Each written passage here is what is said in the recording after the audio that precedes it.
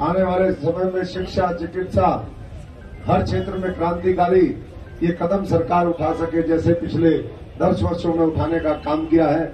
आज उस संकल्प के साथ हम सब जुड़ करके 400 पार किस तरीके से भारतीय जनता पार्टी की देश में सीटें आए और 10 की 10 सीटें इस हरियाणा की भारतीय जनता पार्टी बड़े मार्जिन से जीते और उसमें सिरसा की सीट जो आप लोगों ने संकल्प लिया है कि हमें 6 लाख से ज्यादा, पिछले दिनों मुख्यमंत्री जी, नायब जी यहां पर आए थे और उस दिन जब कार्यकर्ता सम्मेलन था, उनके साथ रात्रि भोज था, तो सब लोगों ने उनको विश्वास दिलाया था कि माननीय मुख्यमंत्री जी, हम सिरसा की सीट 6,51,000 से जिताने का काम करेंगे। ये तो भविष्य में आप सबकी हमारी मेहनत, हमारा समर्पण और लोगों के मन में जो बात हम पहुंचाना चाहते हैं वो अगर हम उनके मन में, उनके मस्तिष्क में बिठा पाए तो मैं समझता हूं कि मार्जिन और भी बढ़ेगा। पिछली बार जब 2019 का चुनाव था, 5 साल का कार्यकाल नरेंद्र मोदी जी का था। उस समय ना दिव्य भव्य राम मंदिर बना था, ना धारा 370 खत्म हुई थी और ना नया नागरिकता संशोधन कानून आया था, ना महिलाओं के लिए आरक्षण का प्रावधान था, ना 3 तलाक थे।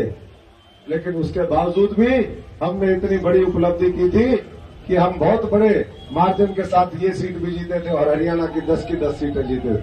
आज उसके बाद 5 साल का और कार्यकाल हो गया साथियों।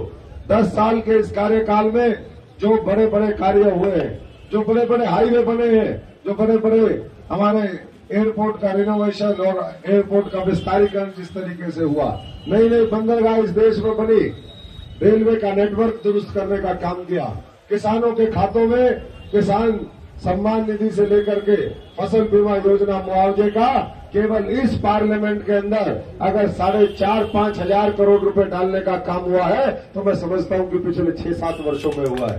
तो साथियों, इसलिए पूरी ताकत लगाइए और मन में संकल्प लेकर के जाइए। अभी यहां पर सब साथियों ने कहा, आज तो तुरंत में ये कार्यालय का उद्घाटन हुआ है। कल हम चौपटा में थे, उसके बाद एकदम अचानक चर्चा शुरू हुई और ये तो जल्दी जल्दी हमने तैयार करवा दिया। हम स्वाभिमानी और खुददार लोग हैं और यही हमने सीखा है जीवन में कि ना किसी के साथ गलत करो और ना गलत सहन करो। तो इसलिए वो भाई कुछ चीजें बोल करके गए, मैं तो उनको इतना ही कहूंगा अभी तो, क्योंकि ये दिखे थे इस तरफ जाते हुए, कहीं किसी से मिलने गए होंगे, तो वो कह रहे थे किसी नेता के बारे में। तो मैं इतना ही कह सकता हूँ कि अशोक तंवर ने ना किसी से लड़ाई लड़ी और ना मैं किसी से लड़ना चाहता। कि अब पार्टी के जितने भी हमारे नेता हैं, चुनाव लड़े हुए नेता हैं, दूसरे सीनियर लीडर हैं, हर रोज वो कम से कम 15 गांव में जाकर के जनसभाएं करेंगे। अगर वो शहर में है तो नुक्कड़ सभाएं करेंगे। तो इसलिए अब वो प्रचार भी शुरू हो गया, वो काम भी शुरू हो गया। मैं सबसे आह्वान और अनुरोध करूंगा कि उसको भी पूरी गंभीरता के साथ लेने का काम करना है। कई बार लोग चर्चा कर देते हैं, कहते हैं भाई क्योंकि किसी के खिलाफ अगर कुछ ना मिले तो कुछ ना कुछ तो ढूंढना पड़ता ही है, धक्के से ही ढूंढ लो भाई।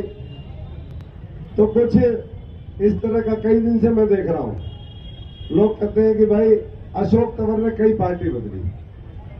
तो मैं उन साथियों को एक ही सवाल पूछना चाहता हूं, आपके माध्यम से पूछना चाहता हूं। मैंने पार्टी क्यों बदली वो पूरा देश जानता है, ये कोई यहाँ का नहीं। करोड़ों लोगों की आज भी कांग्रेस जन की भावना मेरे साथ है पूरे देश में कि अशोक तंवर के साथ भी और लाखों करोड़ों लोगों के साथ जो पार्टी को खून पसीने से सींचने का काम करते हैं, उनकी हत्या कर दी जाती है राजनीतिक, उनका हाथ काट काट करके सिंबल बनाया जाता है। इसलिए क्या करोगे भाई, कब तक अत्याचार और अन्याय सहते रहोगे? ये हमारे भाई यहाँ पर खड़े हैं, भूपेश मेहता जी और बहुत साथी मिलेंगे ऐसे, तो कब तक आप सहन करोगे? तो इसलिए कोई बहुत ज्यादा मुझे नहीं लगता कि ये मुद्दा बचा है।